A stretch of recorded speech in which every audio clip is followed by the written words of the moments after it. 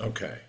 And in order to fully understand chapters 20, 21, as we're actually nearing the end of the end of the book, and we may have to make some decisions on where we're going after this. Again, the the small but mighty group of us that are here. But in order to fully understand chapters 20 and 21 of Joshua, we have to go back into the Torah and go back to chapter 35 of Numbers. Now, in case you don't have a full Chumash, a full 5 books of Moses there, I will read it and we'll make sure that everyone understands what's going on. Since the what we have to go back to. 30 chapter 35 of 35 of Bamidbar. Just Okay, the Arei Miklat, the cities of refuge. yeah. Okay. Okay. All right. So this is in the midst of Moses identifying all of the property and the territories that the various tribes will inherit once they've crossed over the Jordan. So this is the apportioning time, and you might remember that the Gad and Reuben and the what's called a half tribe of Manasseh, that they had petitioned to be able to stay on the east side of the Jordan. And there was consultation, and then there was the agreement, but they still had to participate in the conquest of the promised land on the west of the Jordan, and then they could return to the areas that were given to them. That was the deal. Okay, so where we actually need to, like I said, chapter 35 of Numbers goes the following. The Lord spoke to Moses in the steppes of Moab at the Jordan near Jericho, saying, instruct the Israelite people to assign out of the holdings apportioned to them towns for the Levites to dwell in. Okay. You shall also assign to the Levites pasture land around the town so that they could provide for themselves, or as we were saying on Shabbat morning in that discussion, it's the economy, stupid. You got to remember that they're entitled for some property. The town pasture that you are to assign to the Levites shall extend 1,000 cubits outside the town wall, all around it. You shall measure all 2,000 cubits outside the town, the east side, 2,000 on the south side, 2,000 on the west side, 2,000 on the north side, and the town in the center. That should be the pasture for their towns. Okay, we'll be coming back to that in, it's either chapter 21 or 22 of Joshua. But now we have the towns that you assign to the Levites shall comprise the 6 cities of refuge, what are known as the Arei HaMiklat, the cities of refuge that you are to designate for a manslayer to flee to which you shall add 42 other towns from the rest of the territory. Thus, the total of the towns that you assign to the Levites shall be 48 towns with their pastures. In assigning towns from the holdings of the Israelites, take more from the larger groups, less from the smaller, so that each assigns towns to the Levites in proportion to the share it receives. Okay. The Lord spoke further to Moses. Speak to the Israelite people and say to them, when you cross the Jordan into the land of Canaan, you shall provide yourselves with places to serve you as cities of refuge, Arei Miklat, to which a manslayer who has killed a person unintentionally may flee. The cities shall serve you as refuge from the avenger, someone from the slain individual's family who's coming to seek revenge, so that the manslayer may not die unless he stands trial before the assembly. The towns that you shall assign shall be 6 cities of refuge in all. 3 shall be designated beyond the Jordan. The other three shall be designated in the land of Canaan, meaning beyond the Jordan means on the east side, and the other three shall be designated in the land of Canaan. They'll all serve as the cities of refuge. These 6 cities shall serve the Israelites and the resident aliens among them for refuge, so that anyone who kills a person unintentionally may flee there. Anyone, however, who strikes another with an iron object so that death results is a murderer. The murderer must be put to death. If he struck him with a stone tool that could cause death, death resulted, he's a murderer. The murderer must be put to death. Similarly, if the object with which he struck him was a wooden tool that would cause death and death resulted, he is a murderer. The murderer must be put to death. The blood avenger himself shall put the murderer to death. It is he who shall put him to death upon the encounter. So too, if he pushed him in hate or hurled something at him on purpose and death resulted. And it goes on and goes on and goes on, describing, whether it's, first degree murder, whether it's a manslaughter type of situation, whether it's unintentional, all of those facts would be brought to the court or the assembly in the town. The individual is given refuge, or I think we use the term sanctuary today, is given protection until, if he claims innocence, until that trial is held. If he is found guilty, it's the avenger, the one who's seeking revenge, who carries out the punishment. So that's the context of the cities of refuge as it was in the Torah. Okay. So now if we go to Joshua in chapter 20,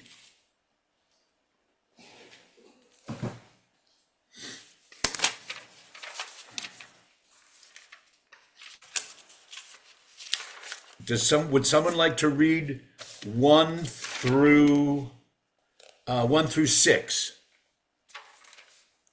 Chapter 21 through 6. Thank you all for volunteering. No, okay. 1 through, I can read it. Okay, please. 1 through 6. Okay. When they had finished dividing the land, the Lord said to Joshua, "Speak to the Israelites, designate the cities of refuge, about which I commanded you through Moses. That's what we Which just a read. manslayer Okay.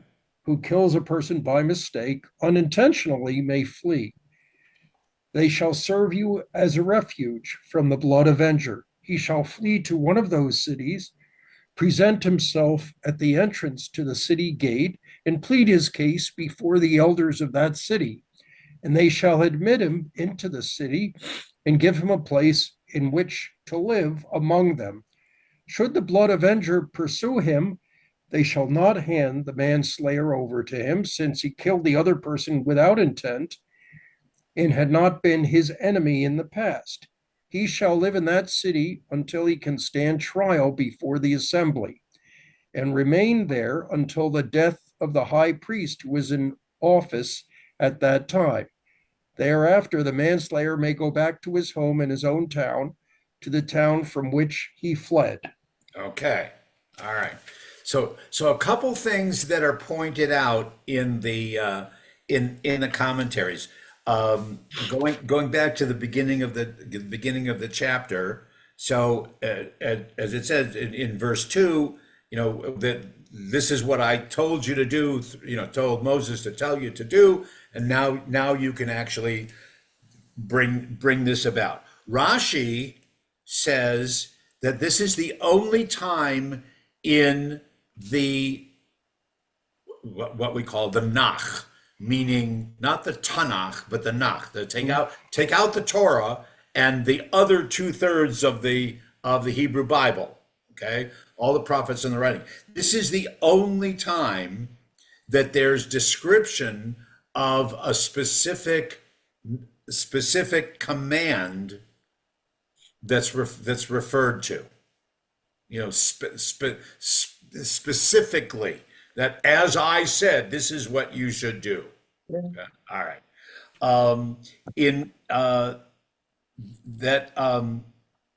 And also that this, according to Rashi, this is the only time that God tells Joshua to speak to the children of Israel. I mean, that's a familiar phrase that we know from Moses, okay, and even Aaron every once in a while. But this is the only occasion. So it obviously had great importance that this is the only time that God wanted to make sure that everybody knew and understood that this is coming directly from God through Moses and now through Joshua. Okay. The other thing that the rabbis point out is the interesting little little side note that the let's call him the manslayer, or the one who's seeking refuge, who's seeking sanctuary, okay, can only be protected until the death of the high priest. Oh, Okay, I mean, it's kind of you wonder what that connection is. Okay, that's how they marked the tenure. When the high priest died, if this person hadn't been brought to trial, then the avenger could come and get him. Okay, so I would ask, does anybody have any insight as to why they related it to the tenure or the lifetime of the high priest at the time, as opposed to some other condition? I didn't really find anything. I didn't really find anything in the initial commentators that I was looking for. If, all right, if the high priest was the only one who was aware of this situation, then that would get rid of the any bias that the high priest of the day might have or might not have, whatever. Well, it might have, but the high priest was in, at this point, the high priest was in Shiloh, and this could be taking place, 20, 30, 40 miles from there. So it's not necessarily that the high priest would be familiar with all the details.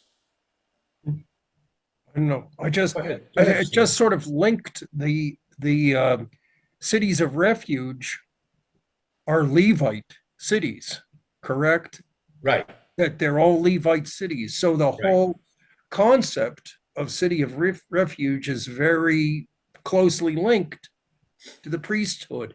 Yeah, and then that might be where, So where that's the only sort of intuitive yeah, link and that might be I could also see. why there's the connection to the term sanctuary. right. Right. Hold So on. it's sort of a under priestly sort of protection, Uh-huh. So it's a priestly village. It's under the protection of the priesthood. So And when the they priest- would know when the life, if there was a high priest who was still living, or if it moved on to the and I okay, guess good. so. It's symbolic that when the priest dies, your protection has expired. So Okay, that just was, the high priest is the one affording you sanctuary. yeah. I think there's one explanation. I was trying to find it and I couldn't find it. Didn't have a lot of time to prepare for it. That the priests, or the priests and the Levites, all of their tenure was related to the lifetime of the high priest. When the high priest died, then it was like a reset, that everyone went back to zero, which would also mean those who would be serving as judges, those who would be would be holding the court, so to speak, for this person for innocence or guilt, would have to everything, like I say, would get just like, well, today we have elections, but then, they would just have kind of a biological or genetic reset of new people coming into the job. I don't know. Okay. If we move on, then to go through the rest of the chapter is through verse 9, I guess. Steve, you just want to continue? Sure.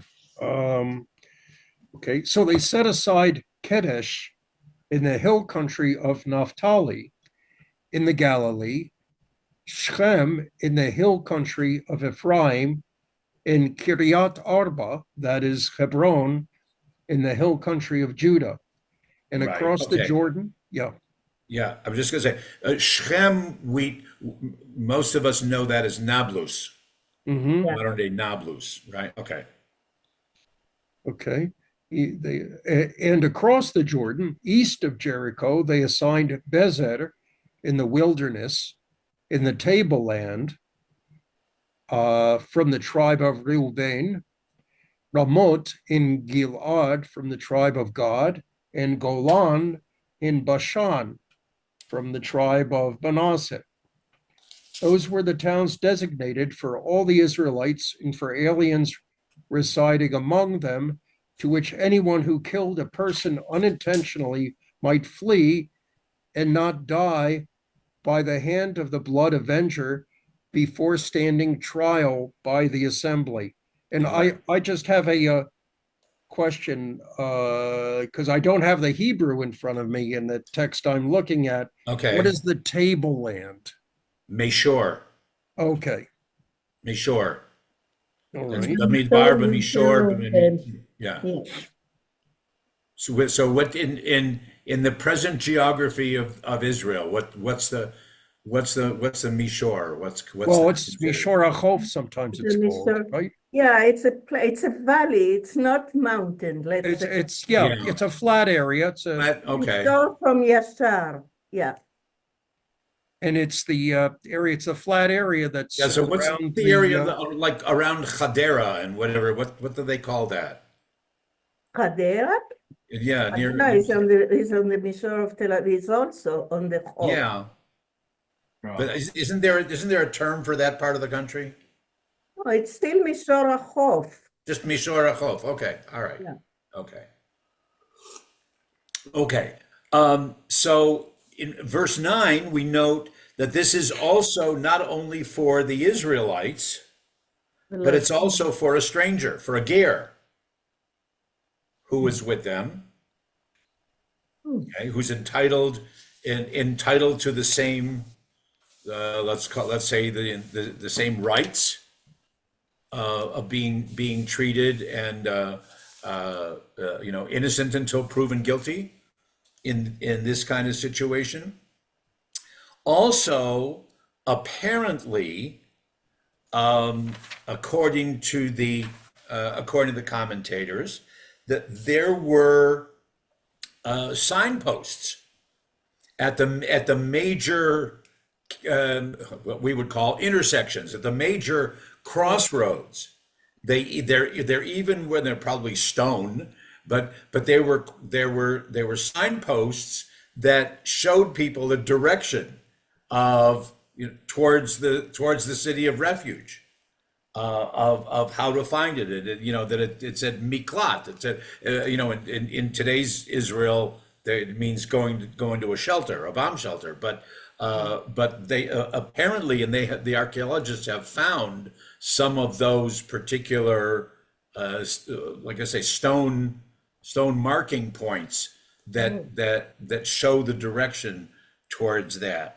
So the one who would flee and claim that the death had been unintentional or accidental was given a dwelling, was even, if necessary, taught a trade, but was welcome to comfortably live in the community until there was a trial, Or the priest dies. or the high priest would die. Right. And if there was a trial and when we don't have any indication of she, but and he was found innocent, he could then return to the city from which he fled. But what if he's found guilty? Because what it says here is, ביד גואל אדם עד עמדו לפני העדה. So he's safe from the revenger, whatever, Yeah. until he stands trial. Now let's say that the trial finds out that he's guilty. Then the avenger carries out the punishment. It's not that there is a punishment due to, like, let's say, today, the state, because it's about the Eda. Isn't the Eda that's going to kill him because he's guilty? Well, Or it goes back- according to the Torah, it's the avenger who is entitled. So he's the Entitled to- slaughter, yeah. So whatever, if they find him guilty, it's in the hands of the revenger to kill him. So there is no another body that will take out the result of the trial. Right. Right. Oh, Yeah, there's also, at this time, there is no official government, declared government or judicial branch, or so who are the judges? And Well, who decides? the Well, Listen, who the that's judges that's are? the interesting Yeah. thing. Some of them say it was the Levites, it was the Right. priests. right. Others say it was the heads of the tribes. Hmm. Nisiei ha'edah, or Nisiei ha'shvatim, or whatever, the elders of the tribe. We'd have to go more into depth to really find out which way it was. But again, the one that I remember, again, I can't cite the source, but the one that I remember was that that it related to that the Levites, the Levites would function in as the judges, and that's why it was tied to the death of the high priest also. Okay, because at the time of the post Joshua period, there were, the whole system was very informal. There were sort of 12 loosely confederated tribes, and the judges sort of arose. There was a period of judges, but they were kind of local. Yeah. But you're there was nothing absolutely right. national. You're absolutely right. But what we will see is that there's controversy when some of the tribes in their own little territories tried to set up their own religious or sacred places. Oh, yeah, have their sure. own, their own religious structure and hierarchy. Right. And that's when Joshua or Eleazar, the high priest at the time, steps in and says, no, Shiloh is, until we get to Jerusalem, Shiloh is where the where the ark is, and that's the what do they call it? The centralized, centralized religion, centralized worship place. And so we'll see that there was challenge to that, and they insisted. Okay, all right. So chapter 21 now tells us more, and then 22 tells us more about these particular cities and the areas for the Levites. Depending on the different sub-tribes of the Levites, there are three families or sub-tribes of the family of Levi: the Kohathites and the Gershonites and the Merarites. whatever. And so there's identification of each of the places of where they were. So it's geographical, and it's part of the it's part of the narrative story here. The most important part is that is the first couple verses of chapter 21. Okay, then all the heads of the fathers' houses of the Levites came to Eleazar the priest and Joshua the son of Nun, and unto the heads of the fathers' houses of the tribes. They spoke unto them at Shiloh, which was the holy place at that point.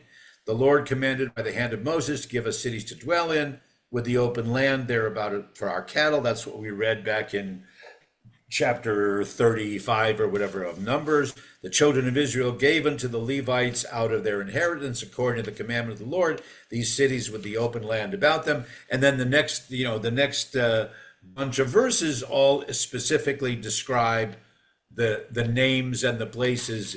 If we had a map, we would look at them. That pretty much goes all of 21. There's a total of 48 cities that we again we're told about in Numbers, for all of the cities of refuge.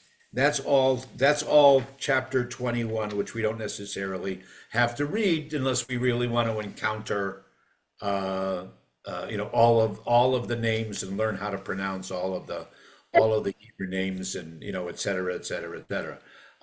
So if you jump to 39, verse 39 of chapter 21, all the cities of the Levites, 48 cities with the open land about them, shall be in the midst of the possession of the children of Israel. Even these cities, every one with the open land round about it, thus it shall be with all the land. So it's the cities and the territory around them, or the fields around them.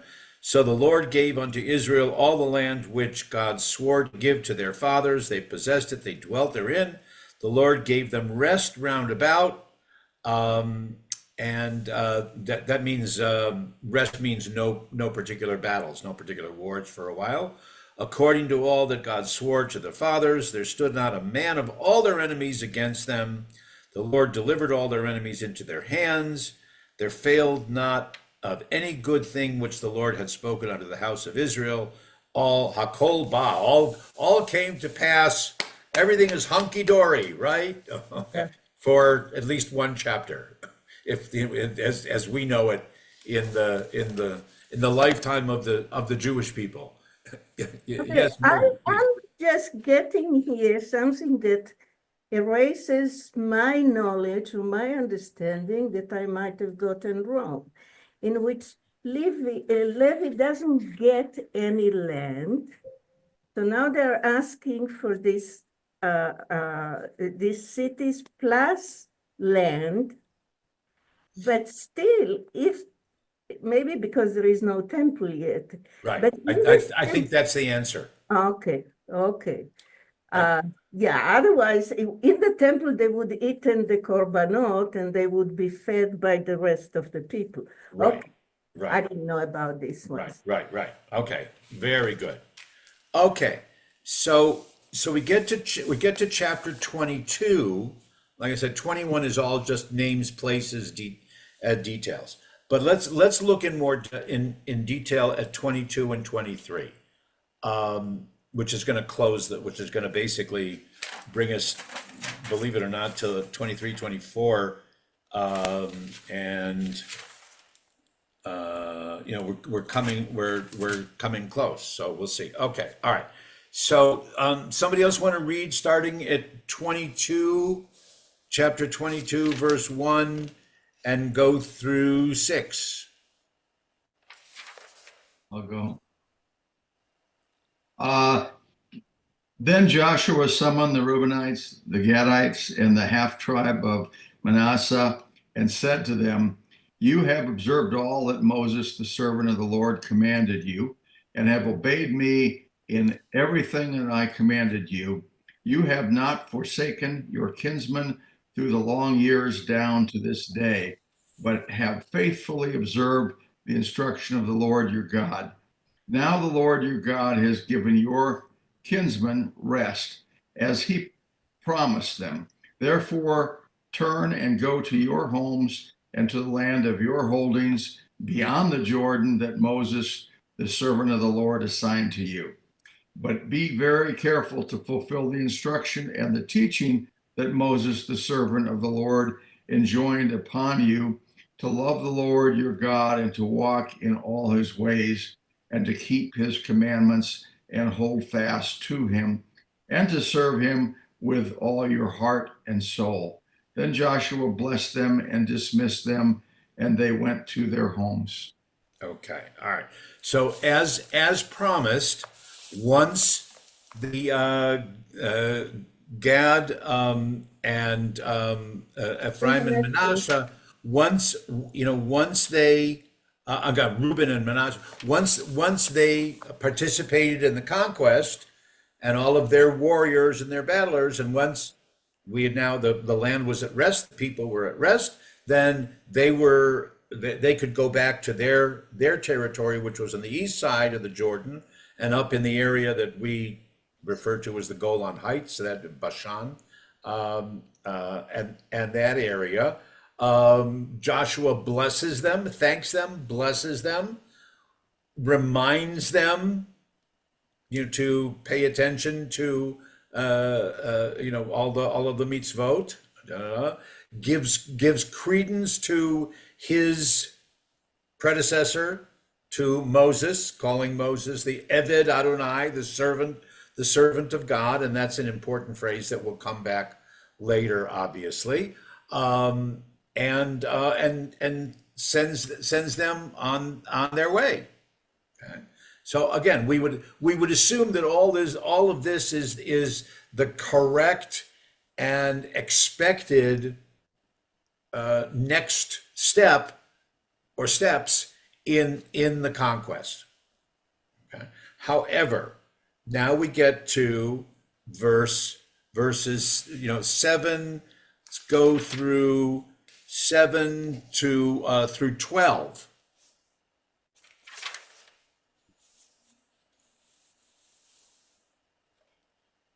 Who's our reader? I was. Go ahead, Gary. That's all right.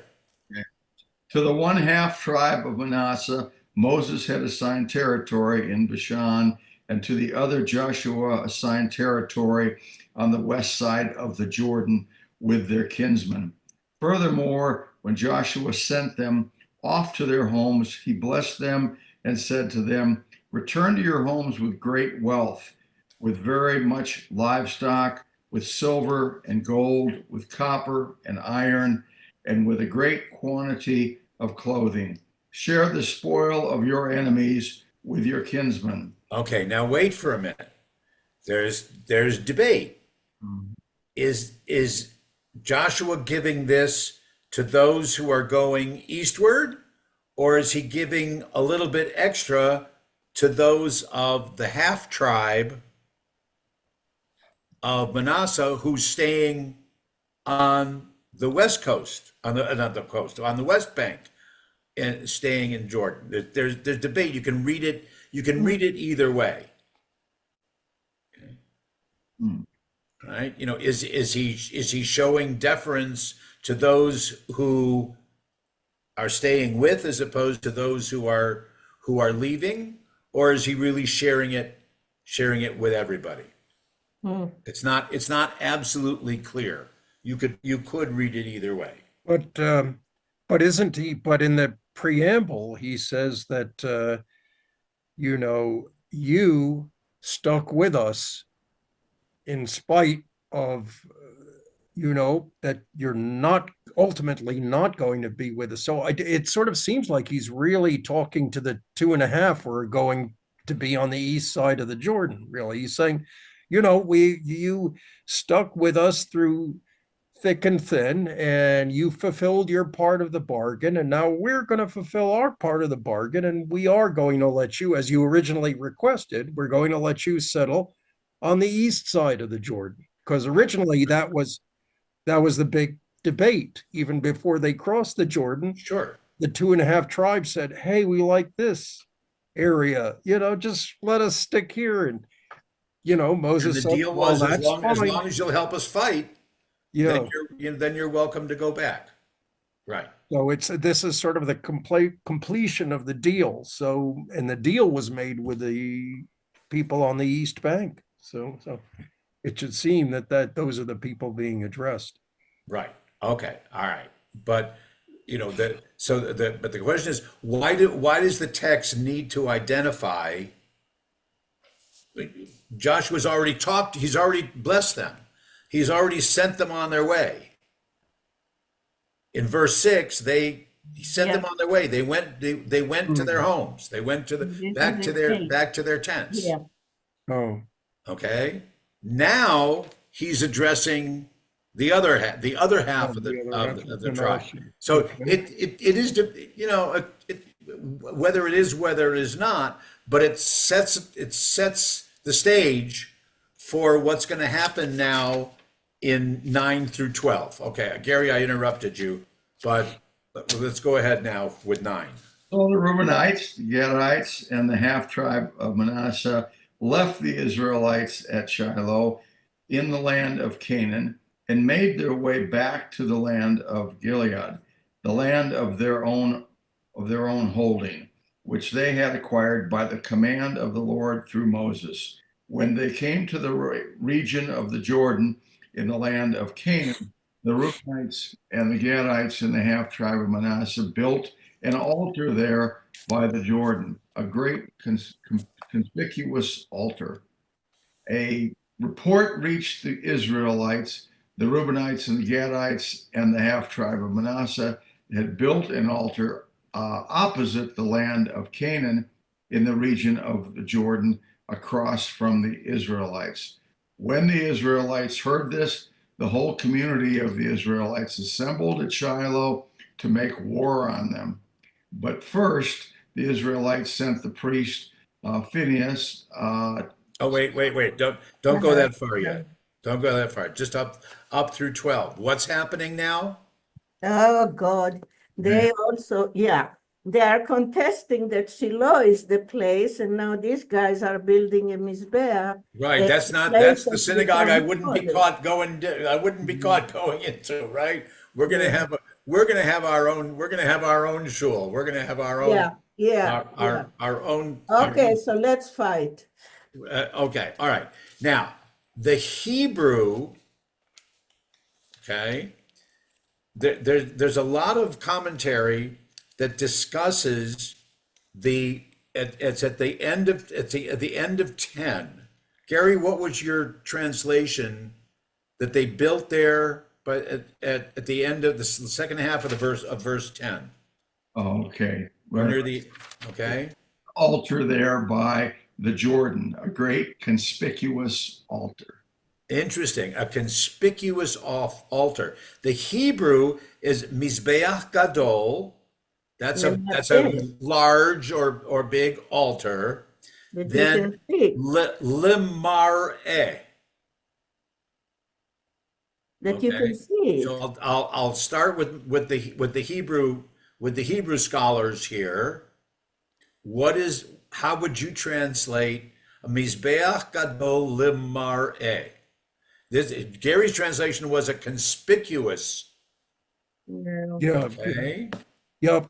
Well, Gadol Lemarez is I guess I would kind of translate it as conspicuous because it's saying that's very viewable. In other words, something that's very big behind a mountain, it's not Yeah, going to get noticed, but something that's very big on top of a mountain in Right. all the areas around are flat, that's viewable. That's Limareh. That's But Lemar'eh could be also just that it will be seen, but it's not true. It's not a real one. Oh, it could be just a very grand As a facade. copy. Yeah, a facade is something that's just to let them believe that it is, but it's not real. It's like the Western interesting. towns they built for the spaghetti Westerns, kind of, you know. Right, right. That's a Big facade. impressive yeah, What it okay. facade. will look That's like. that's an Yeah. interesting. That's a nice chidush, Mary. That you know that's nice that it was just a facade. Most of the commentators say that this it was what we today jokingly call it was the edifice complex. Okay, it is Yeah, building bigger. ours is bigger. I was You know, big here. Yeah, okay. Mm. Ours is Yeah, bigger. yeah. Ours is a bigger showplace. Yeah, And da da da da da da da. So that it was a real challenge, or in your face to the other tribes that were based that still had their cult based in Shiloh.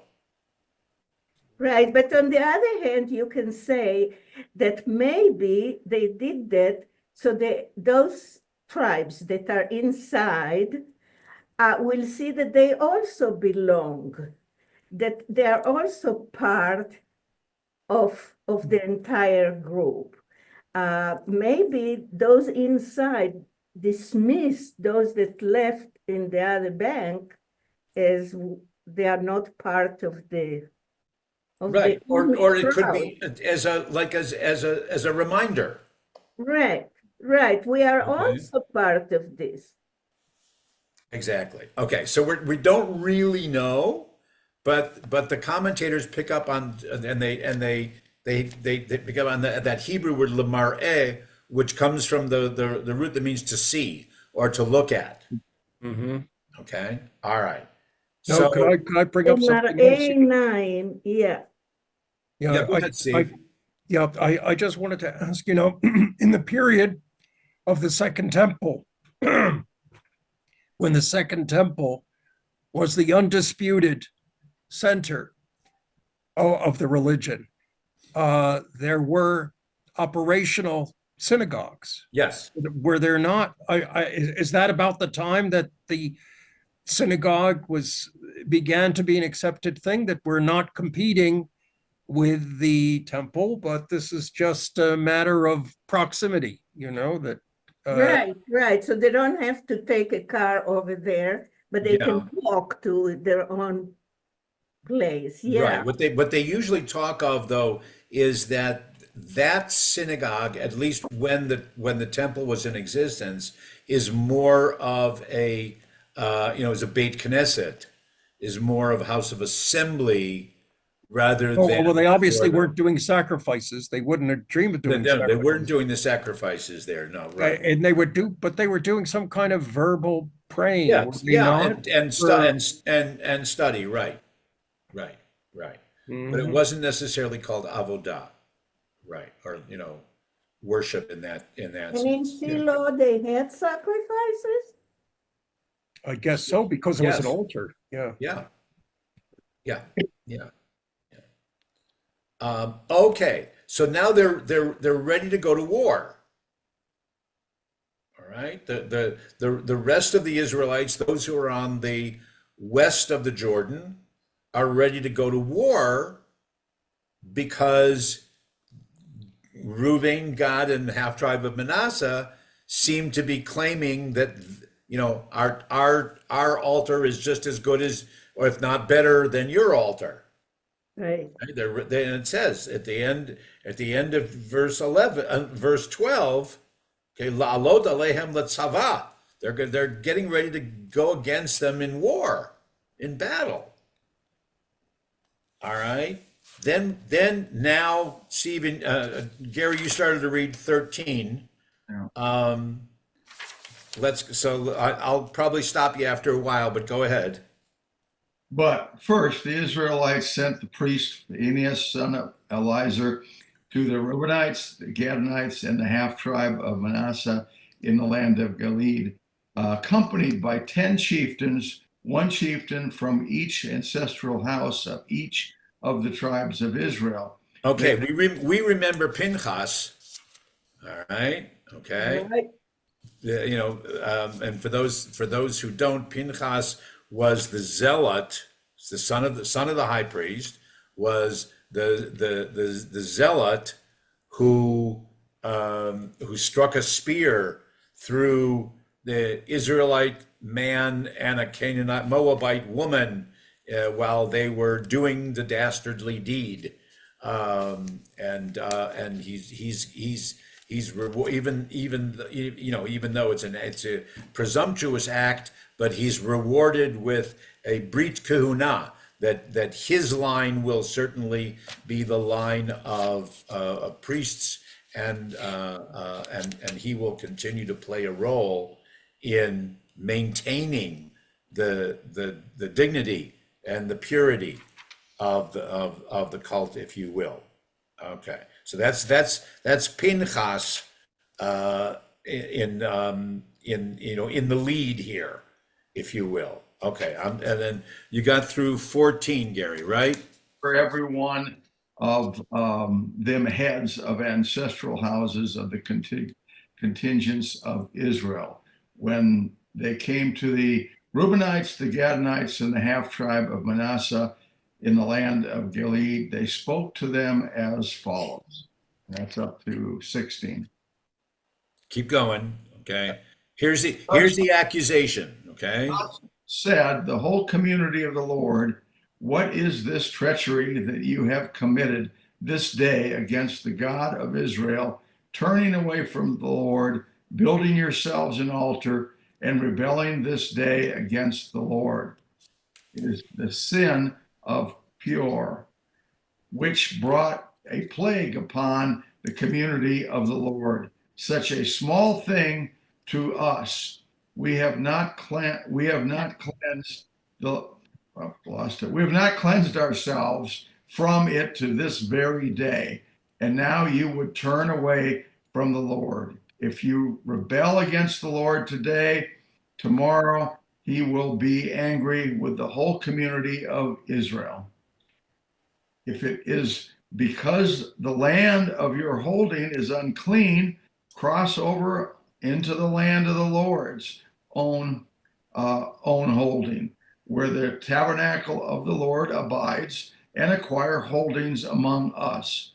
But do not rebel against the Lord, and do not rebel against us by building for yourselves an altar other than the altar of the Lord our God.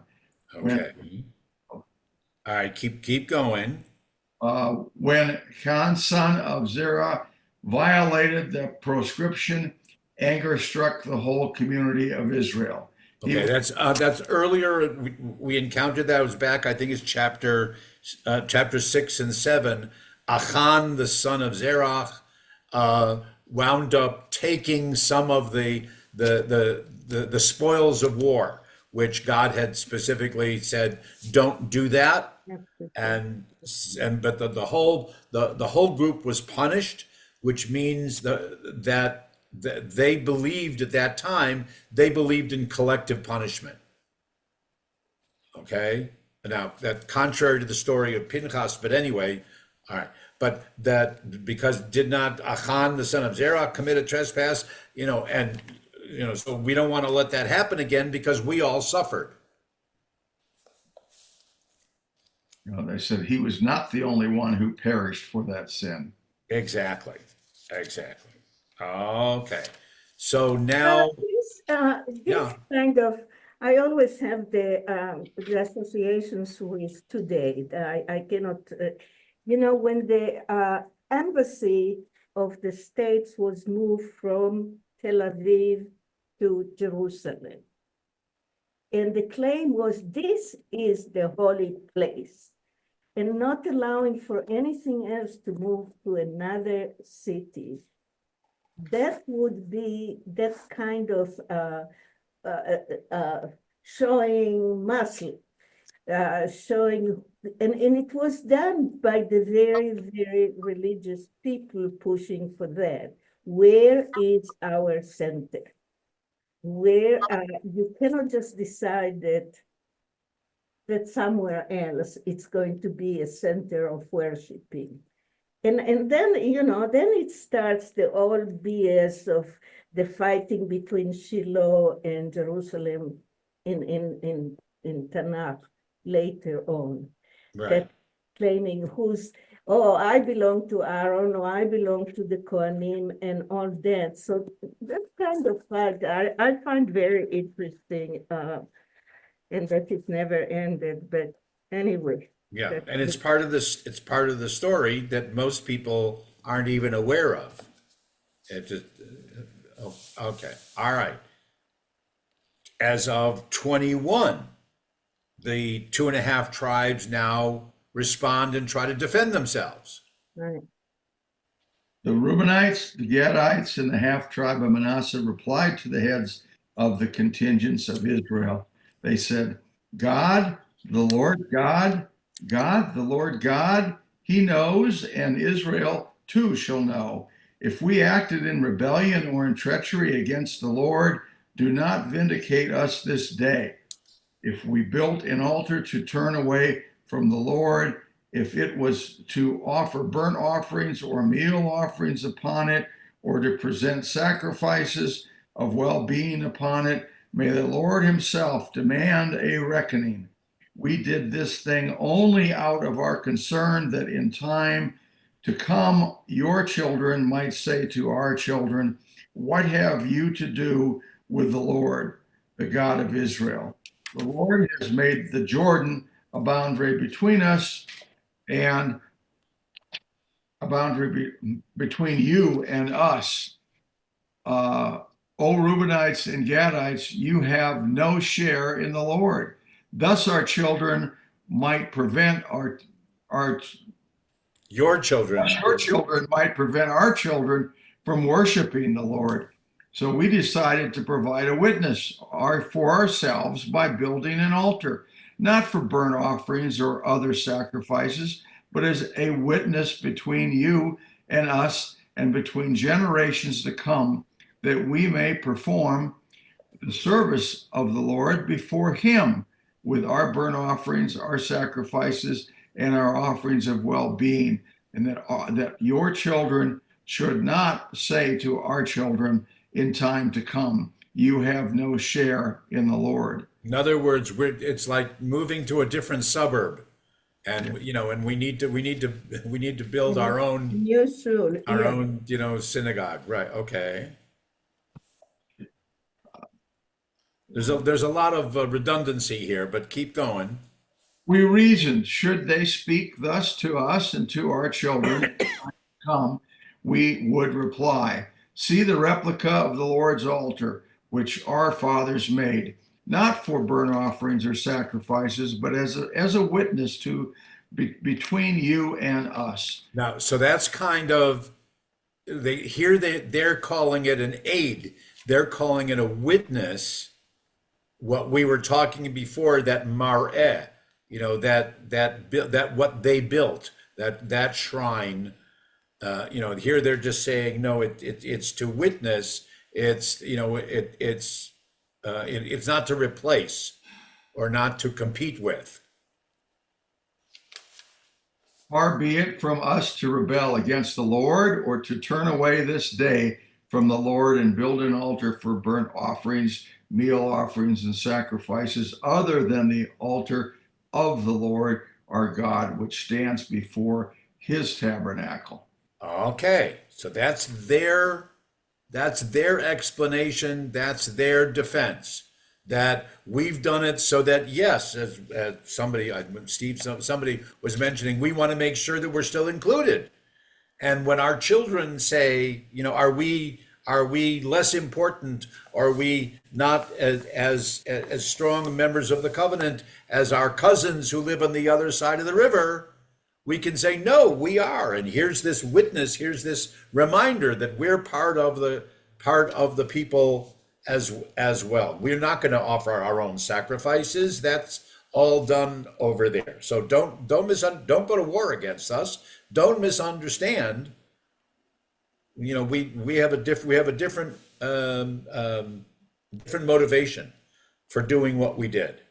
Rabbi, why if they it seems like they anticipated this, why wouldn't they have gone back to the other tribes and said, we want to do this, or we're planning to do this because for these reasons, and maybe this whole thing wouldn't have blown out of proportion. Monday morning quarterbacking, I guess.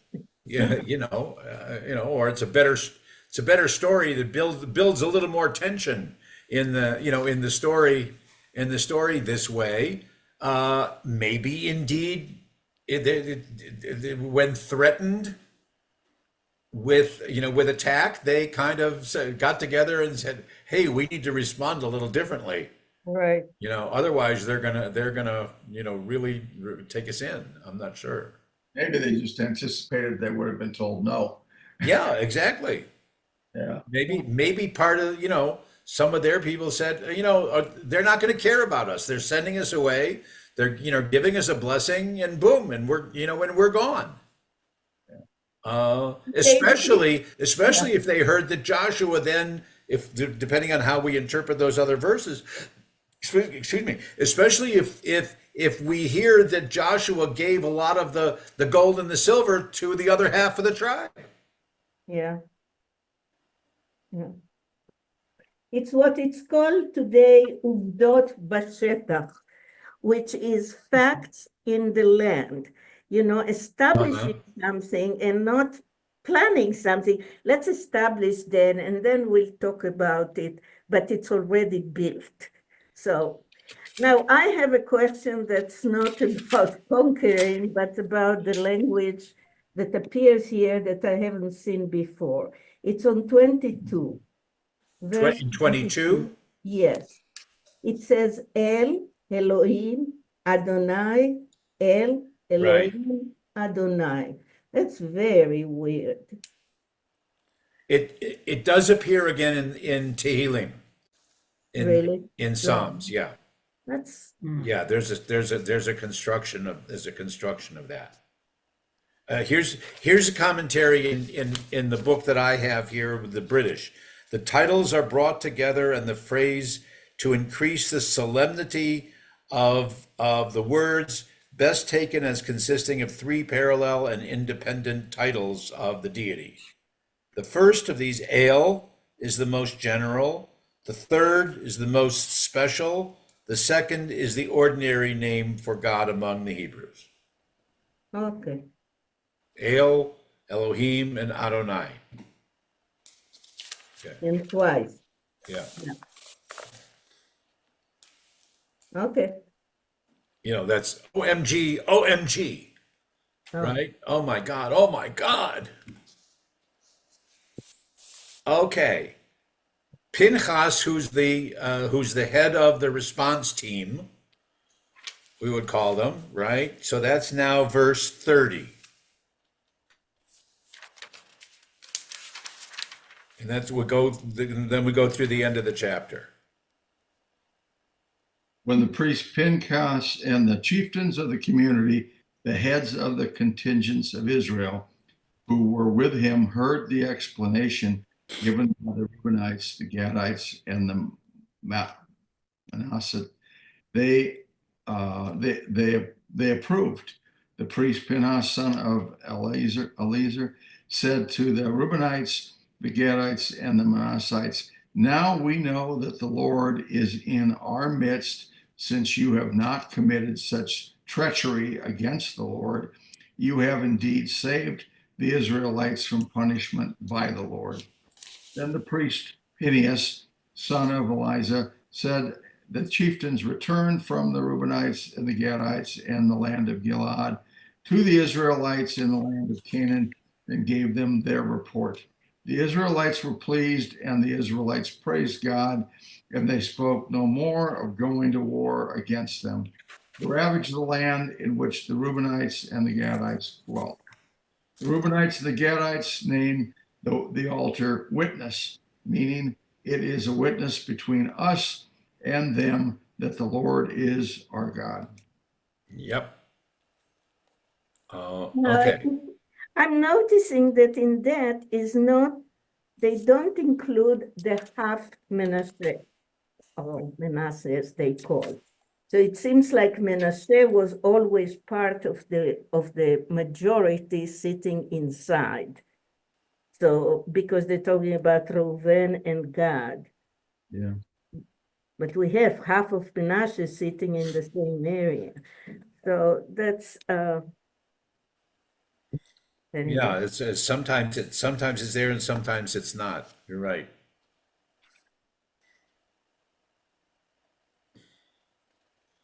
Okay. Oh, this Reuven and Gad really created a big problem for us these days. You mean the Pnei Toshei Gadot Golan? LaYarden. Yeah, that was the claim. Let's get back the two Uh-huh. sides of the Jordan. Okay. Right. Okay.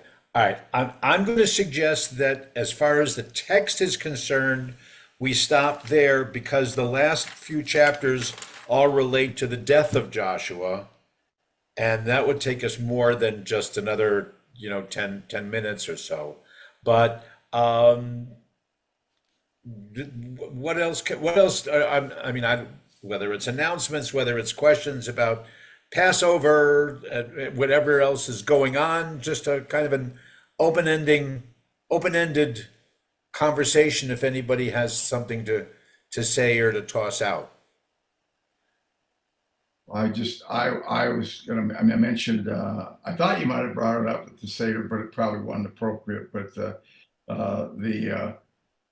circumstances around the fire in Pennsylvania with the Yeah. governor. Yeah, the governor's house. At the yes. governors, yeah.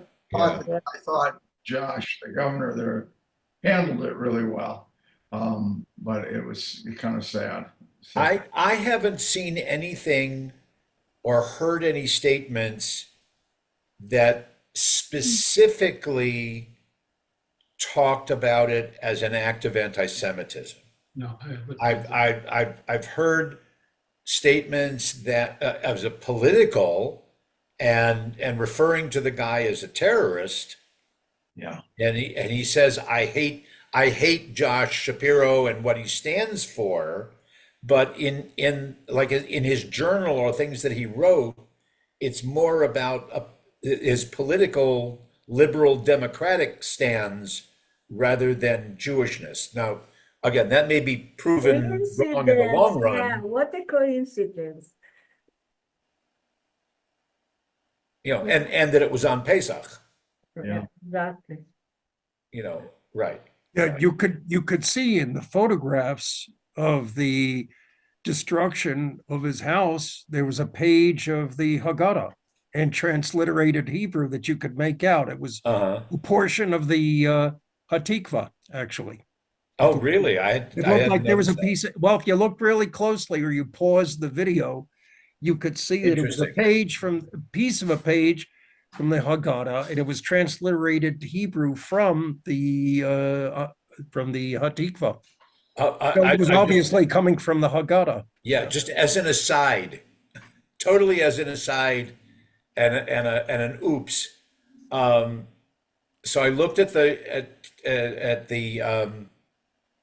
online one of the Detroit newspapers, because I still look at that every once in a while, and they had a little story, which is actually a video story about Passover and explaining all the terms of Passover, the Seder, Maror, Matzah, whatever it was, which was very nice of them to do. But the introductory picture, when they started to say, Passover, the Jewish holiday of Passover began Saturday night, and da da da da da, and the introductory video is of a girl lighting a Chanukiah.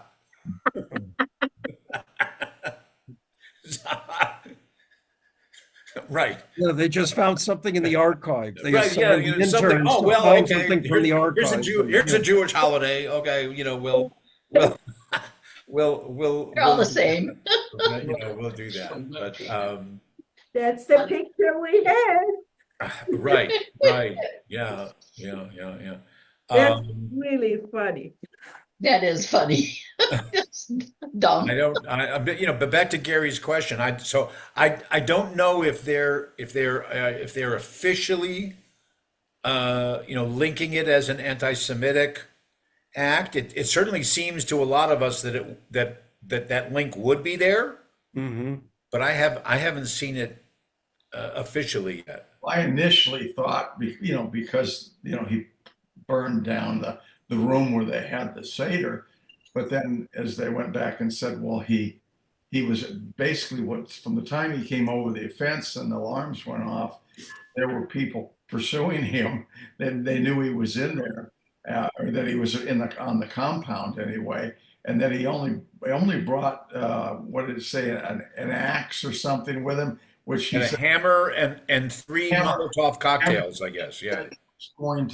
his intention was to kill Josh with the hammer, but then it sounded like at some point he didn't have much time, and he threw those incendiary bombs into the one room he got into, and then went back over the fence. And so I think that might be more happenstance than what his intention The was, original intent, yeah.